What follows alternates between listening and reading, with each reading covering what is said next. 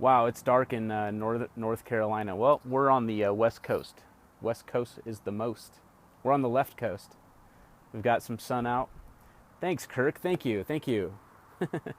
Yes, yes. So how are we all doing? Before I get started, you guys want to share this one? This one's going to be big. It's about NLP. It's about finding the vortex. It's about being formless, shapeless like water, so that way you can crash and you can crush in life. Because I have to tell you, I've been in sales most of my life, and I've seen very weak salespeople, and I've seen very professional, strong salespeople, and I can tell you that weak salespeople do not make it in life, in the industry, okay? And they probably have issues. They have things that they run into in life constantly because they don't understand how to be the professional and how to take control. And so what I want to teach you about today is what I've figured out is what I call the vortex. And maybe someone else has called it the vortex. I have no idea, but that's where I diagnosed it as the vortex, and it has a lot to do with NLP. Okay, it has a lot to do with being in control of a conversation when you have one. And it's a lot about being in rapport as soon as you meet someone, how to jump into rapport super fast. This is part 2 of many parts of NLP training that I'm going to be giving. I've spent tens of thousands of dollars on NLP training, and I'm not talking about NLP that's to manipulate people's minds and put them in some sort of hypnotic state or something like that. I'm talking about neuro-linguistic programming that will help better you get into better communication with whoever you're talking with. Thank you. Thank you, Darcy. Thank you, and definitely catch it later since you're out with your folks. But definitely this one's for you too, Darcy. When you do get a chance, make sure you watch it because you told me that you were very interested in this subject. So, guys, if you're on live, share it right now, man. Tap some hearts. Share it up. You can tap anywhere on the screen to tap up hearts. Just basically shows me that you're listening and that you think that this is interesting. Awesome. Thanks, Kirk. So let's go ahead and jump. Let's just jump right into it deep, okay? Okay, me and my friends, I've got some friends that are really good martial artists. In fact, one of my friends is a trainer for major MMA fighters. I don't know if you can hear that, but I can. It's loud. I'm by the lake, so we always have noises out here. But I've got some friends that train MMA really hard, and they train in different forms. They are very circulated in forms. There's a lot of different forms out there, but they train in a lot of forms. And one of my good friends, his name's Matt. We call him Matt the Jew, but he's a guy that probably should have been a fighter in the ring, just never did. And he trains in a system called Systema. And Systema is like one of the oldest martial arts in the world that not a lot of people know about unless you're Russian. It's actually a Russian martial art. But the art is based off of physical, Systema. It's based off how your physical body works, the mechanics of everything, and the science of like the world. The science of like the world going out into the energy of the universe and really understanding. Awesome, Kirk. So you know all about. Did you say Systema? You train Systema? I missed what you said before, but Systema is a really, really awesome martial art, and it's something that some of the guys that do know it in the ring, awesome. Some of the guys that do it in the ring, they crush in the ring. Some really big Russian wrestlers and Sambo guys, and also some guys in the MMA world, like UFC world, that do have a little bit of Systema background. So this is where I realized where this vortex was. This is how I figured it out, because there's a spot where two forces meet together, okay? And where these two forces meet together, they push. They're pushing back and forth, back and forth. If you think of like a wrestling match where they're just fighting it out back and forth in their fight. Well, if you notice, if you just make a little pivot, things fall off, okay? But that force, where that X lands, that's where the vortex lies, okay? That's where the vortex lies. This is the same thing that happens in speech patterns, okay? But I'm not talking about the word that you say, because the word that you say is only 7% of communication, except for like predicates, okay? Like certain keywords that actually give you clues onto what someone's dominant thinking type is. All right, so if you think about where this is, I'm just trying to give you guys an example, a physical example of what's going on when you're talking to someone. And I'm going to show you what I mean by flipping the vortex, okay? What I mean by that is no matter who you talk to, and like if you're in sales or you're in customer service or whatever your job might be, you're a waitress or a waiter or a bartender or you're a service mechanic or you're anything, okay? Anything in life, you're in some kind of sell, okay? your husband and wife situation, your children. You're always selling something, okay? And you're always battling with this vortex a lot of times because you don't understand the science behind it. You don't understand NLP. So that's where I'm gonna pop in here, and I'm gonna start training people probably once a week. I'll probably do just one NLP training a week, but it's just one of those things to just kind of keep it changed up. All right. So the number one way and the easiest way to get into rapport is to mirror, match, and pace the person that you're talking to. Okay, what do I mean by that? Mirroring is, and this is something we do on a subconscious level. So subconsciously, we are always mirroring people when we're in rapport. You don't notice this stuff unless you're open to it, you're keen to it. Now that I'm talking to you guys about it, you'll be able to duplicate this, okay? So next time you're in the conversation with your husband or wife or friend or foe, whatever, new person, not new, left person, right person, whatever, okay? Next time you're talking to someone, I want you to be open to these things, okay? As soon as you feel like, wow, I'm feeling comfortable with somebody, start looking at the patterns. Look at, okay, when they're drinking a glass of water, did the guy next to me, pick up a glass of water and take a drink? Or when the other person, like if you ever notice when someone sneezes, when someone sneezes by me, sometimes I feel myself about to sneeze. Or if I sneeze and someone next to me is like sneezing, why is it contagious? Because subconsciously we're getting ourselves into rapport with people. But like I said, the easiest way to do it is to mirror, match, and pace. And so what do I mean by that? Mirroring, I want you to do this, okay? These are just some little exercises I want you to do, all right? If you're talking to someone that's new, a lot of times people do this. They put their arms up and they listen while their arms up, unless it's cold, right? Picking up accents, cool. Unless they're cold, right? They're doing this. A lot of times people do this. That means their guard is up.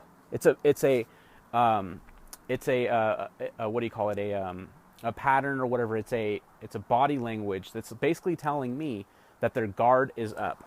Yeah, voice tones, I'm going to get into that too. But I'll get into mirroring, matching, and pacing first, okay? I was talking about voice tonalities and stuff like that a little bit ago, and that's definitely something else is part of mirroring. So, for instance, if I'm talking to someone that is from the South, okay, they might talk like this, like they're from Texas. Hey, man, you from Texas? So I might start talking like I'm from Texas when I talk to them, and I might just kind of relax like I'm from Texas, right? I know after you read this, you're going to want to know me. Okay, sure. So basically, that's one example about mirroring people.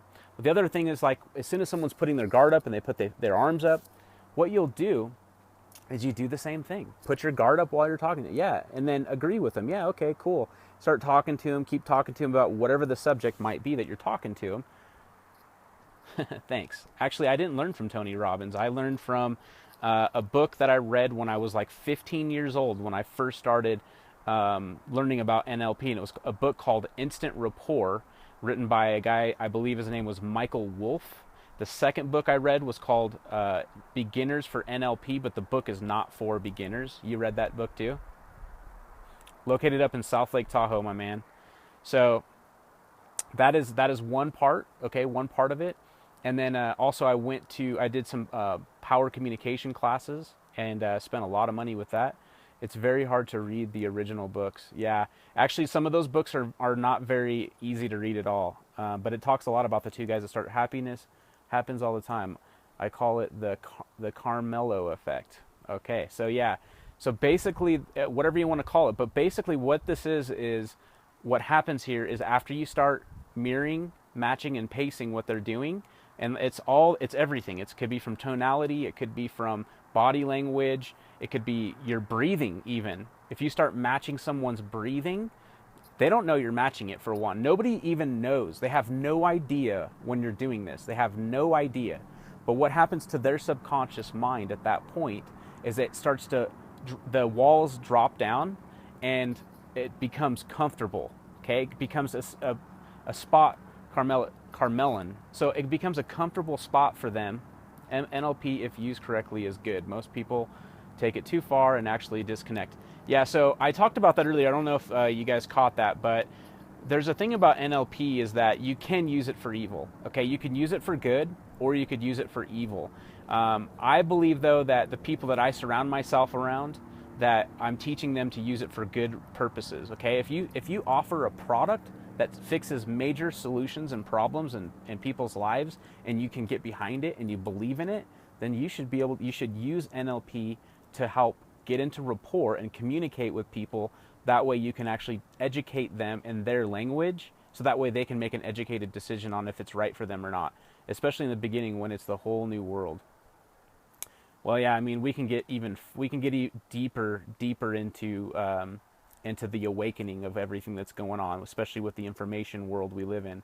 I believe that there's an awakening going on, but this could be a whole nother scope, and it has a lot to do with critical mass and the RAS. So, but we can talk about that again some other time. There was another guy that popped on that on the last NLP one, learned from Tony directly. Awesome. I got a friend that's a Tony Robbins counselor himself. I got actually 2 friends that they've done it over the years.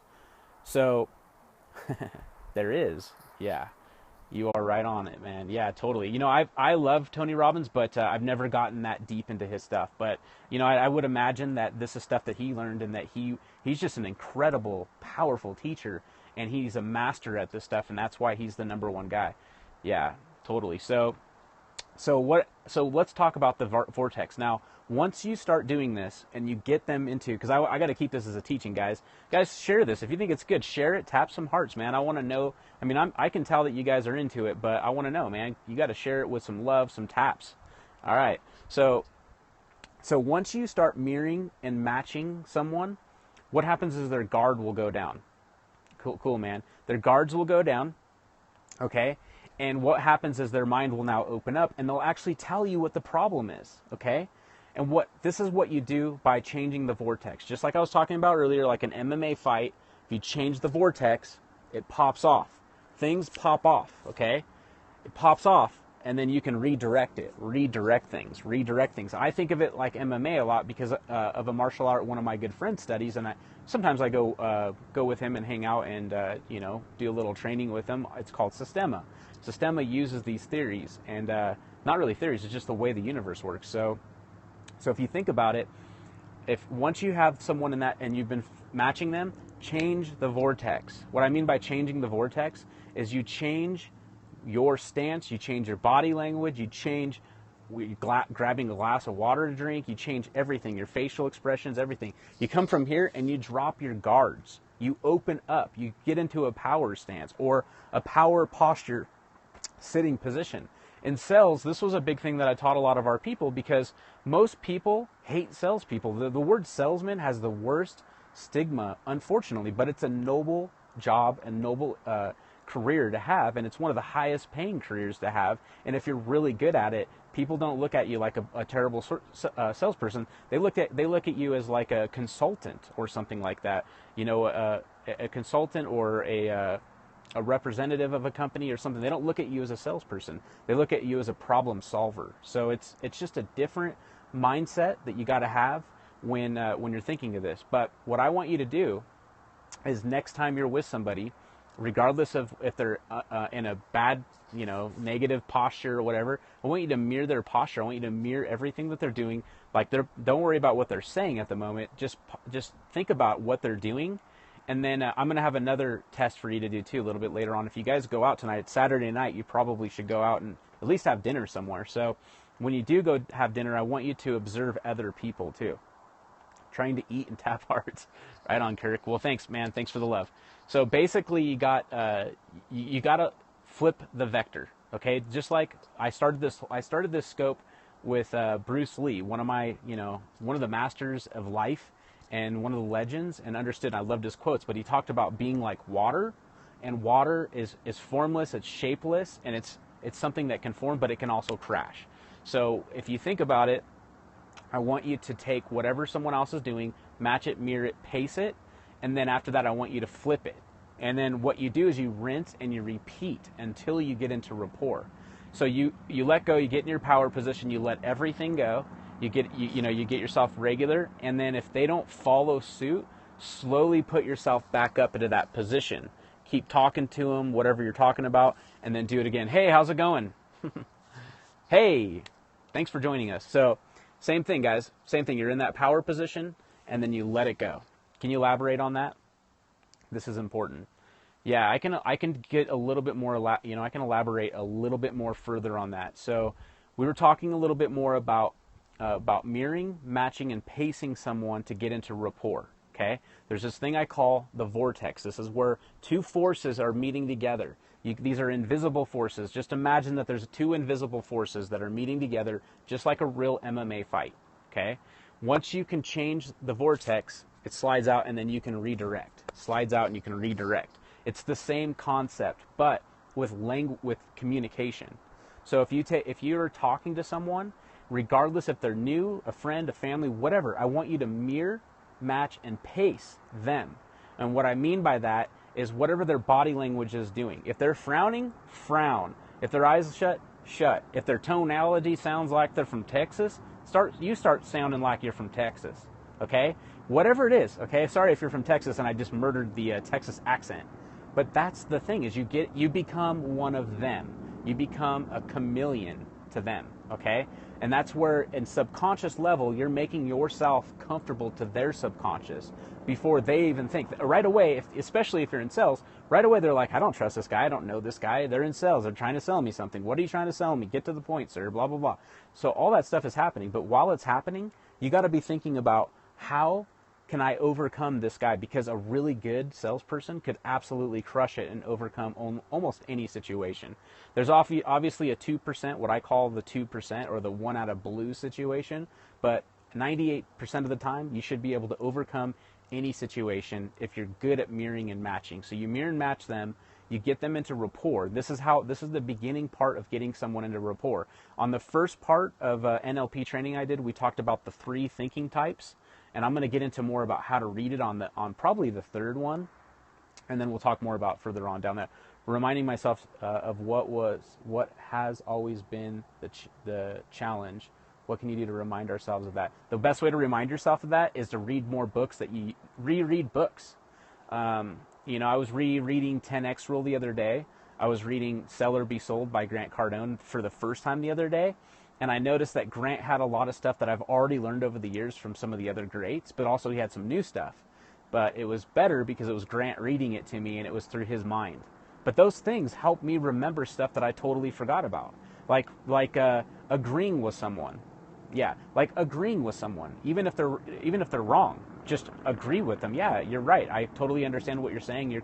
You're right. I agree with you. Let me get that fixed for you. He said that like 5 times, and now I won't ever forget it. And it's true. I mean, we used to say like, I know how you feel, felt, found. I know how you feel. I felt the same way. But what we found is this. It's just like, that's another way to agree and get people to drop guards. But those are usually, if you're really good at rapport and what I just showed you right now, you do this stuff up front, you don't have to worry about objections happening down the road. You don't have to worry about that stuff down the road because they're going to be open enough to tell you. That's the whole key to sales, is listening, making sure you listen really well to what their needs are, and then you can paint a picture or get an image for them or get something for them so that they can feel it, they can hear it, or they can see it work in their environment. They understand how it's going to fix some sort of problem, because that's what sales is all about. It's problem solution. How does your product solve a solution for that company? How does your product solve a solution for that person?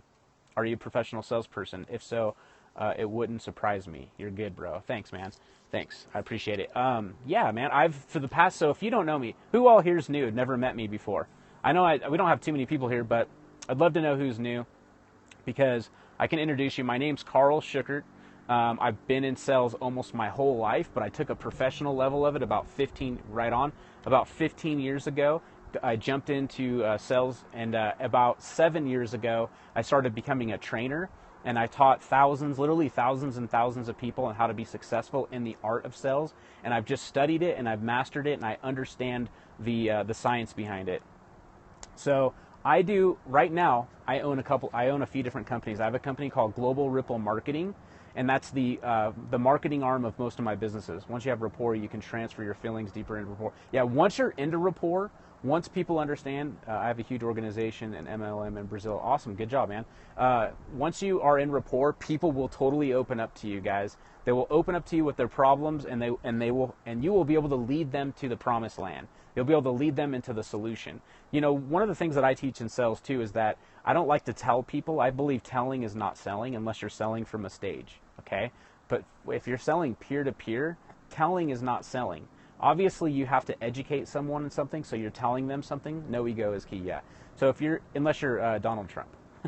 But if you're telling someone, that's not always sales. Like, you know, this is going to be so good for you. This is the best thing you should do for yourself and blah, blah, blah. You shouldn't have to do any of that. You should educate people on the problem, the solution, the problem, the solution, and then give what do you call it? Options, okay? You should never say which way. You should never say, how's that sound? Does that sound pretty good for you? You really shouldn't. That's a question, but sidestepping their ego is key. Yeah, everybody has an ego. I don't care who you are. Everybody has an ego. It's just hard for us to let that ego go, especially when you get to certain points in life. And then some other points you have no ego because you've hit rock bottom. I know I've hit rock bottom 2 or 3 times in my life, and in my past, some of my past periscopes, I don't. Yeah, Kirk, you don't have an ego, but you know what? You know, it's hard to say we don't have an ego because an ego could be construed as different things. Yeah, I agree, including my ego at times. Sometimes I have to check my ego. Like, I'm not kidding. We're human. And sometimes we got to check ourselves and we got to look at ourselves in the mirror. Why are we doing this? I've done that many times. I've come home and I've asked my wife, I'm like, did you hear what I said today? And she's like, what about what? Or she'll say, she keyed on and she's like, yeah, what were you thinking? I'm like, I have no idea. I need to call that person and apologize. And that's something that's big too, is to admit when you're wrong. When you're wrong, because you actually learn something from it if you admit when you're wrong. That's the problem with ego is we sometimes forget about it. We're not open to admitting when we're wrong. So that's big. But this one, again, guys, was all about yeah, my fiance checks me all the time too, man. I feel the same way. My wife, I should say. But yeah, this is definitely a good one, guys. I'm going to be going over, I see 3 perspectives. What do you mean by that? You see 3 perspectives. That's cool. Actually, I'm thinking about that. 3 perspectives. Yeah, I see a multitude of perspectives. I can usually open my mind up to that. Yours, theirs, and the third. Oh, you must be a writer. That sounds like something a writer would say. That's like 3 different styles of writing. I've learned more from being wrong than anything. Yeah. You know, it's if you can learn from being wrong, that's being a man, man. I mean, that's being a woman, being a man. That's being a real person. Is not letting your ego. One thing that I was always big about too in sales, about teaching my salespeople, is not to let their wallet control money. So I can talk about that. What I mean, the unknown through the third, yeah. So yeah, that you must be a writer. So yeah, you better start writing if you understand those concepts really well and you can write in those concepts. I wish I could. I probably could if I just practice. We could all learn, right? That's something you could teach, man. If you're not doing Periscope yet, you should teach that stuff. If that's something you're good at, I would definitely cue in and try to learn. So what I was saying was about don't let your wallet get in the way of your success. Sometimes people that have money, they overlook a lot of things. Like they actually will overlook things. I coach, cool. Making money for me has been difficult, meaning I make good, but I feel I was better before. Well, you're always getting better. You're always getting better. You're learning from your mistake and you're always getting better. I'm not as happy lately. Well, you need to find out what your definition of happy is. To me, you know, money isn't everything. I'm really big, though, about saying that money gets you everything you need. But the thing is you could have all the money in the world, and if you don't have people to enjoy it with, you don't have people to share it with, it's not success. So money definitely, though, helps you get the things that you want. Follow your heart, not the money. Happy is waking up and breathing. Yeah. I mean, happiness is however you want to perceive it. Okay, life is perception. So I know all of this shit, and I just lost myself a bit. Yeah, man, it's no accident I stumbled on here. Yeah, we're all here for a reason, guy. We're all part of the same tribe. My friend, you need to follow my friend Chris Record too. He is, we're building tribes on here. We're building tribes of like-minded people, because we all live in a world of like where we're at, wherever we're at, we don't always wake up to like-minded people around us. Yeah, honing your passion. I mean, like my friend Chris says all the time too, is he says that if you give, like if you serve, people will want to buy from you. They'll just automatically want to buy your stuff. So, take that for what it is. If you give, things will come back. Everything is meant to be. Yeah, everything. You guys are all here for a reason. You guys, if you're new and you've never followed me before, go ahead and follow. I talk about stuff like this. I'm an entrepreneur. My name's KarlSchuckert. I live up here in South Lake Tahoe. Let me see if I can show you guys. I live up here in South Lake Tahoe. It's beautiful up here. I'm very, very blessed to be here, but I wasn't always here. I believe in living life by design. Every year, every end of the year, I do a vision board. I do a vision. I don't know if I can get the lake in here. That'd be kind of cool. It doesn't look like it. I do a vision board every single year, and then before the end of the year, I always take like accountability. I always kind of look at everything, and I find out what did I achieve, what didn't I achieve, and what things do I want to mark over for the next year. And I usually do things that are just completely, almost utterly unattainable. But it's funny because some of the craziest things that were on there, that we put on there, me and my wife put on there 4 years ago, are actually starting to happen now. So. Yeah, it's beautiful up here. I hope it stays good up here, Sean. I mean, we'll see. You guys have any questions or anything? I wanted to introduce myself a little bit more for the new people. We own a restaurant up here in Lake Tahoe called Toast Tahoe. My family does. My wife and her sister own it, and they run it. Yeah, Sean, what's up? And also, I own a company called Global Ripple Marketing. It's the marketing division of all of my companies. I've got a company called Now Driven. Now Driven is a CRM for salespeople. It's a sales-centric, basically like a command center. It's basically like a one-stop shop for your business as far as contacting new clients or existing clients. It manages everything for you. It also integrates with services like Skype, so it turns your laptop into a contact center. Services like Google Maps, Google iCal, stuff like that. It's called Now Driven. We just did a release recently. What we did is, nice to meet you too. What's up, Matt? Nice to meet you. And we did a release, a beta release not too long ago, and then we did a JV release. And we brought on about 194 people, and then we closed the doors right now. Nowdriven.com. You can go and you can sign up. It's not open yet, but we're probably going to open up in about a week. I hope in about a week. If you go to, this is funny, but slapitnow.com, you can get on my list there, because you can get access to all of my other Periscopes if you want to watch them. We have a lot of value that I like to give there. So if it's slapitnow.com, you can go there. You can get my free ebook, and on my ebook I give you 20 top productivity tips that'll help you skyrocket your business, and it'll help you. I'm really big about being a productive person, but it'll help you basically 10x things. Okay, like right now, what you can do in a year, you should be able to do in 3 months if you prioritize yourself right. And so in that book, I give 20 tips and secrets that I use in my life to do it. So yeah, slapitnow.com. It's free. There's nothing to buy there. And also, I'm going to start sending some emails out. I'm building a channel right now. We've done about 27 Periscopes, but I've got a challenge to do 100, and then we'll see where I go from there. We'll see where Periscope is when we get there. But I believe that we're on the beginning of something really, really big here, because there's never been a platform like this where you can actually share and expose yourself like this, where you can have your own TV show anytime you want that broadcasts to the world live. The only thing is you don't have a director, you don't have a script, you don't have all these things, so you can prepare yourself. The scope that I did a little bit earlier today, I talked about, especially for beginners or people that are new to Periscope, I did a whole training on how to use Periscope and how to prepare yourself so you can do it. On your site, slapitnow.com. Periscope is insane. Started in March, I believe. Yeah, man, I believe it's going to be huge. It's already big. It's like It's almost to like 15 million or something like that. And over 2 million a day, and 40 years a day of video. Yeah, 40 years of videos being watched every single day. And it's only going to get bigger.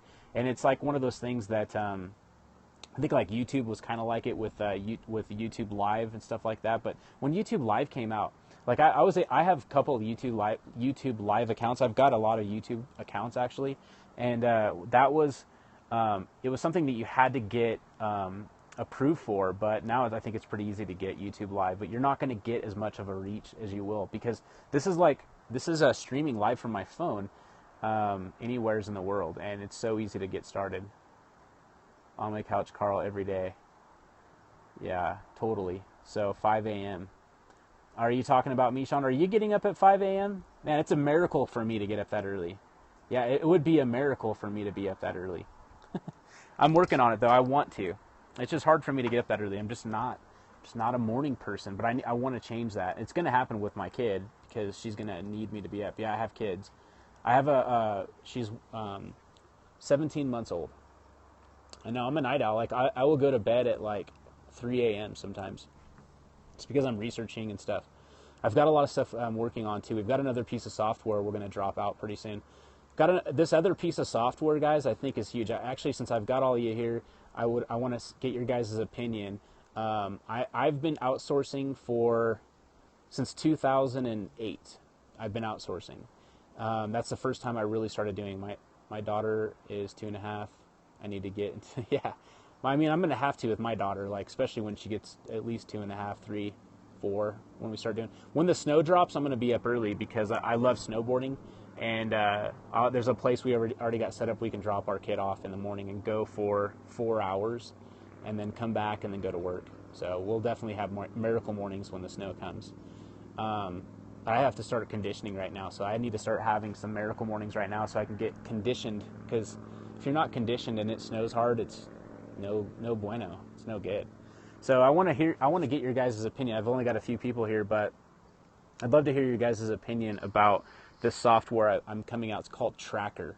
Okay, what it is basically it's a task tracking software and app. It'll work on iOS. I'll condition your ass. Well, you live too far, man. You live too far to condition me. Me too, terrain, X Games, a lot. Awesome. Yeah, if you train for the X Games, that's cool. One of my friends, Phil Steele, was in the X Games, but he didn't make it very far, and then he broke his neck. So I don't like to get too far with snowboarding. I just like to have fun. I'm becoming an old man. I like to have fun. I'll leave the park and stuff for kids. I'll hit the park sometimes, but I'm more of just all mountain, big crusty stuff. I like to drop into bowls of powder if possible. But lately it's been like spring riding every year, which is fine. I like spring riding too, but it's not the same. If you've snowboarded, you'll know what I mean. So yeah, this software, I'm going to tell you guys about it. It's called Tracker. It's for outsourcing. You can use it for outsourcing any type of business. We'll definitely have to connect El Nino Junior or seniors coming, something like that. So Tracker is basically what it does is it'll help you communicate with your person that you outsource to. Because what happened for me is I would use other services like Upwork and Fiverr, Elance when it was going on, stuff like that, Freelancer, and I would get lost in the scrolling of, like, especially if you build something that has a bunch of features and each feature is going to be its own part in this thread, stuff gets lost, man. So my developer built something for me and said, hey, check this out. I need help with my biz. Can you probably help me? Possibly. I don't know what you do. And if you tell me right here what your question is, I'll probably give you some ideas. Might be able to help. I can't guarantee it, but I definitely think I can give you some good ideas. So this Tracker, do you do compilation an idea? Conceptualize an idea? Do you just conceptualize or outsource it? You have to be the one that conceptualizes the idea. You can't outsource an idea, because then you're basically, you might as well buy like a white label product that's already been built out. And those products don't usually do too good. They're good products for building out bonuses for affiliate marketing or something like that, but they're not good for bringing something out into a marketplace. Now, if you what I do is I find something that has a big market space, but I look for gaps. Yes, come up with an idea, then outsource it. Yeah, I look for stuff out there that already has a big market, and then I look for the gaps in that market, and then I think about where I could design something that would fulfill that part of the market. But yeah, I first mastermind, okay? I would mastermind something out. Like for our CRM, you should have seen the mastermind. I had to build this, for any developer to even work with me. They said, we need mock-ups and we need wireframes, okay? These mock-ups and wireframes basically show, I'd love to hear about your workflow, yeah. I'm going to actually do some training on that, but that's probably going to be in a paid course. But on Periscope, I don't care. I'll give it to you for free on Periscope. But anybody else beyond that, I can't give it to them. They have to buy it. If they depending on where they find me. But if it's on Periscope, I don't mind. I'll give you guys. I'm an open book. Like if someone meets me off the street and we get along, I'm a total open book. It's just like my friend Chris. Like he is the same way. If you were to meet him by chance or something like that, he would literally give you all the secrets. A lot of times though, people will tell you something and they're giving you the secret. It's like right there, but then you never do anything with it, unfortunately. So you got to apply these principles. But I'm going to tell you, I always take something and then wireframe it out. And then once it's wireframed, so what I mean by that is like data goes this way or that way or that way or that way. And when it goes this way, what does that mean? When it goes this way, what does that mean? When it goes this way, what does that mean? So you got to like literally put it out there onto something. And then once you have that picture out there, then you have to hire someone to do mock-ups for you so they can make a design for you. And then you got to hire a developer that actually turns that into a reality, that idea, that conceptualization into an idea. So that's a little bit of a kind of a key on how to do that. But so what my developer invented, and he's my business partner in this, is it's an app that you communicate each little function. So imagine like if you go to you have function 1, function 2, function 3, function 4, and then you have function 1A, function 1B, these are sub-functions, okay? You have all these different little functions, these little sub-functions, but the problem is you get lost, like if you use Twilio or something like that, you get lost in these boards even, or scrolling over on all these boards. We just eliminated that crap, and basically we made an app, and it's going to be very, very low cost. It's a SaaS, service as a software, which means that it's in the cloud and you can take it anywhere. It'll be on your app. So if you needed to communicate something with your developer right away on the fly, you can. And think of it as like a support ticketing software. Basically, if you put in a support, but it's not, because it's basically based off of a task. So if you have a certain task, you build one thing. You say, this is what I need fixed today. Here's an example. Here's a picture. Here's an upload. Whatever you need to give to that developer, and then immediately that developer or that person working for the developer is going to get an email. That email will say, open up your app or open up the online SaaS. They'll open it up, and then they'll see right in there what that task is, and then as soon as they fix that task, they're going to shoot you the example showing that it's fixed, and along with links, stuff like that, so you can go test it yourself, and then after you've tested it, you're the one that closes it.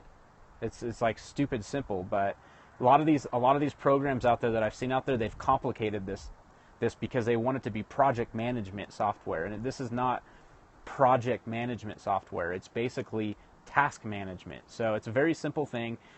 You guys, when it comes out, and if you decide if you're going to get into any type of outsourcing, we're going to do like a one-time fee of like, I don't know, $40 to $60, and then you get it for life when we first drop it out there. And then on top of that, I'm going to be offering some outsourcing training, because I've been outsourcing for a while and I've outsourced for a lot of different things. So I can actually start giving training on that, because the one problem that I found with outsourcing is sometimes you get aligned with the wrong people. So I can actually train you guys on how to find the right people to work with. I'm down with that. Yeah, it'll be cool when it comes out. I think this will be a big launch. I have a feeling. Now Driven was not what I expected it to be, but that's okay, because I got to pitch some really large companies because of it, and I think that they're going to actually bring it on. And one of them, when it happens, I'm going to celebrate big time, and I'll let everybody know, because it's with somebody that everybody knows. So that could be big. That could be really big. And the thing about Now Driven is it works really well for local marketing, like for people that do local marketing that sell apps, sell websites, sell SEO services, whatever it is.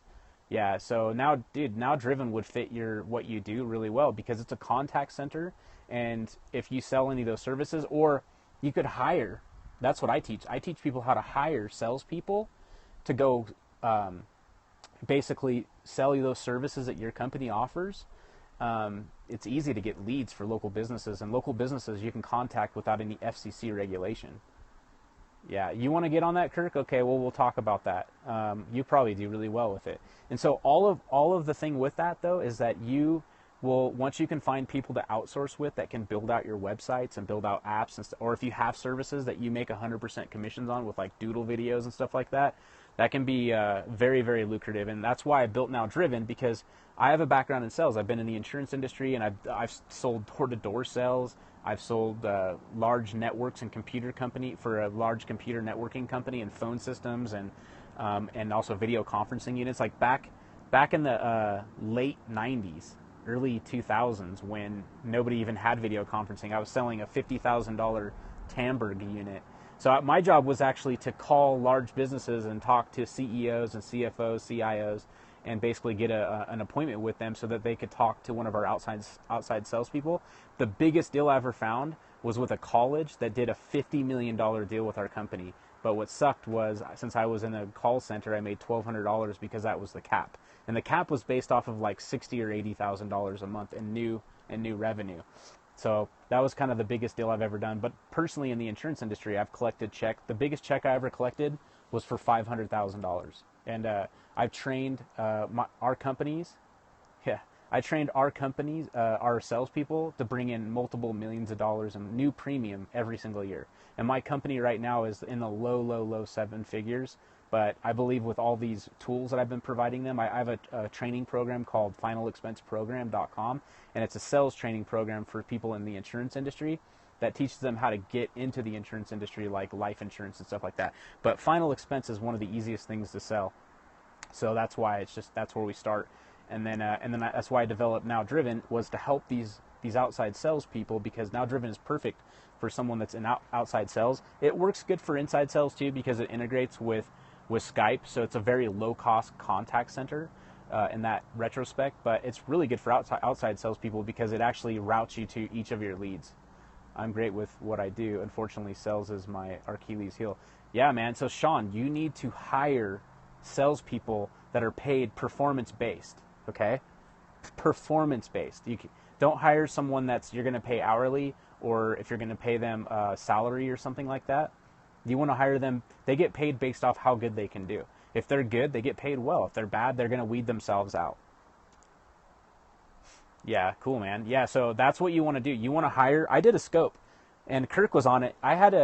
So I was at Chris's office, and he was like, "Hey, I have to do he had to do some 8K training or something, and he's like, "Hey, I really have to do this, and if you don't mind, can you run today's webinar?" And I was like, "Okay, I'll do it. I don't mind. I can present." So he was like, "Okay, what do you want to present on?" I was like, "Well, he was talking about micro marketing," and I was like, "Well, we could talk about local marketing." I saw that scope. Yeah. So we talked about, it's all about local marketing, and you're SEO website developer, or designer, which is cool. So I'd definitely like to connect with you. I actually am doing a meetup up here called the Tahoe Action Takers, and I haven't taken a lot of action on it. That's the thing that sucks. But I'm looking for people to help me with it. So we're going to do it in the South Lake Tahoe. I know you're in Truckee, so it's a little bit of a drive for you. But there's a hangout up there, too, that I've been meaning to go to, or a meetup. But I'm going to put one down here, and I've already got a ton of people that signed up for it. I just haven't put it together yet. But we're gonna. What my biggest thinking about putting a meetup together is to find people that we could all work together with. So like for future projects, I have a lot of ideas. I've got a lot of projects I want to get off the ground, and I'm looking for like a video guy that can do like video editing and stuff like that. Cool, man. Well, we'll have to do it. I'm looking for a video guy. I'm looking for a website guy. I mean, I use ClickFunnels. So ClickFunnels is super easy. So unfortunately, like for design, I don't really need that. And I have a pretty good eye, but I'm always looking for someone that can still do that. Like if you're really good at taking the code off of that, and we could stick it on our Amazon servers, that way they'll never crash. Definitely, I could use some help there. I'm looking for guys that do each little thing. So that's kind of what we did there. I'm looking for some sales copy guys, stuff like that. You know, guys that want to come and synergize together. So I'm kind of hoping that we'll put that together from that meetup. Cool. Perfect. Yeah. Do you have some examples? I want to see some examples. Chris's guy, Brandon, is just, that guy's off the hook with the stuff he does. Yeah, well, if you're out of the country, you probably still could help. Right now, I outsource everything I do. I've been outsourcing for so long. I've got a guy that does video. I've got a guy that does a lot of my logos, does a lot of my graphics. Cool. I've got a guy that that does all of our web, like all of our software development. And I pay a lot of money for server space and stuff like that, so I can have a cloud. Spend a lot of money on these things, but that's the thing, is I keep rolling my money. Whatever money I make, I just put right back into my business, at least for now. What do you need most? Well, tell me, what are some of the things that you offer, or what are some of the things you can do? This is like an interview. Oh, I can give you some interviewing tips. I've interviewed like thousands of people. Our office used to call anywhere from, I don't know, 100 to 500 resumes a day. When I was living in Vegas, we had an office when there was 10,000 people a month moving into Vegas. And so one of our jobs, I learned from a guy named James Sun. If you don't know who he is, look him up. His name's James Sun. And he was on the second apprentice, I think the second year of the apprentice. He was the runner-up. And we joke about it. He didn't have boobs, so maybe that's why he didn't win. I don't know, because Donald Trump. But he's a solid guy. I learned from him before he was on The Apprentice, and he's a super smart guy. He's up in Washington, but he was one of my mentors that taught me a lot about interviewing, because he was in charge of that with our company. And one thing that I learned about interviewing is it's a totally different process. When you interview someone, like over the phone or even in person, you need to make it uncomfortable. You need to make them work for the job. You can't be like, well, this is what we have and blah blah blah. You have to actually pitch them a vision that you think that applies for them, and then you need to get them to sell you on why you should hire them. So that was like usually a lot of my questions. So I'd always ask them, so tell me a little bit about yourself. How long have you been doing that? What do you think you could bring to the table? What do you think you could do for our company? And then so it's like qualification and stuff like that. And then yeah, okay, I think I like what I've heard so far. What I'd like to do is bring you in for a first interview. So you're basically setting up these like steps. So, and then I tell them when they come in, I say, hey, this is the first step, or literally the second step of like a 5-step process. And on the 5th step, that's when we would make a decision. Is that okay with you? And of course they're going to say, yeah, that's okay. And then you just say, okay, great. So tell me about yourself. You have them go through the whole thing. Personally, I would get these resumes that were like 3 and 4 pages long. I would get these, what do you call it? These, not resumes, but they're, they'd fill out their forms or whatever. I would never read that stuff, because people would have like, I went to this school and I did this and that. And to me, that didn't mean anything. What meant more than anything to me was how well they interviewed with me. Like, how well did they sell themselves to me? Because I didn't really care what was on their paper. Their paper was meaningless to me. And that's probably because I didn't I went to a little bit of college, but college wasn't for me. I found out college wasn't for me like in high school. I wanted to go, and then I found out quickly that wasn't for me. So right away, I earned my position in this company. I became a regional director. The next step would have been a partner. And I was one of the I was a high up figure in that job. And so basically everybody was nervous around me because of the job title, but I'm a really cool guy. I would hang out, and I'd show people I'm real, and that, there's no reason to be nervous around me, and that I'm here to help. And so basically in that interview, it's different though. You had to lay on pressure. So I would get them to sell me. I'd just say like, tell me what, why do you think I should hire you? Like right now, why do you think I should hire you? If I would make it to that, if I decided to make a decision today, why should I hire you? Go. You've got 2 minutes to tell me, and they would just start falling over, and I'd say, well, just relax. It's okay. Breathe. You want a glass of water or something? Because I don't have a lot of time, but maybe there's something about you. So let's hear it. Go. And then if they just suck, then I would just say, well, it's fantastic to meet you, and we'll be in touch. And I'd let them go. And then I would let my secretary know, like, hey, if you want to call him, you can, or if not, don't worry about it. They'd call in or something like that. they'd have to just sell themselves. I knew usually in the first interview if I wanted to hire them. Didn't mean that they wanted to work for me, but I knew that that I wanted to hire from them. One of the other things I would say in the sales interview was I would tell them that, look, I'm going to educate you about our positions because we need to make sure that you're a good fit for us, and I need to make sure that I'm a good fit for you. Does that make sense? And they'd say, yeah, that makes sense. Okay, great. So let me tell you about our company history. Let me tell you about the way our company pays.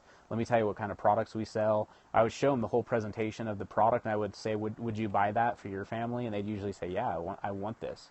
And I'd say, cool. So that means you would actually believe in the product, and I would just kind of do that. And every day, guys, I did this in Vegas. I did an orientation interview with like 30 to 40 people every single day. It was crazy. But it gave me a lot of experience, a lot of like semi-public speaking experience. But that's how I did that. I mean, I hope that helps. We really got off topic on this one. This could have been a whole nother scope. But yeah, damn. This could have been a whole nother scope. So anyways, I think I dropped tons of stuff here. But I wish we had more people. We need to get more people on these scopes. Other than that, I get a lot of people on replays for whatever reason.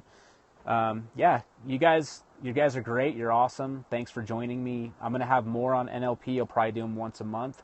And they're usually pretty deep. But if you guys grasp or you hold on or you can see or you can hear or you can feel what I'm saying, then you'll grow from it. And then today, what I want to leave you with is not the same thing I normally do. Is when you guys go out to dinner tonight or tomorrow, I want you to observe other people. I want you to look at them and say, I want you to look and see if they're mirroring and matching and pacing each other. See if they're moving, matching, and pacing each other, and then I want you to do that yourself. Okay? So in the first one, we talked about the 3 thinking types: visual, auditorial, and kinesthetic.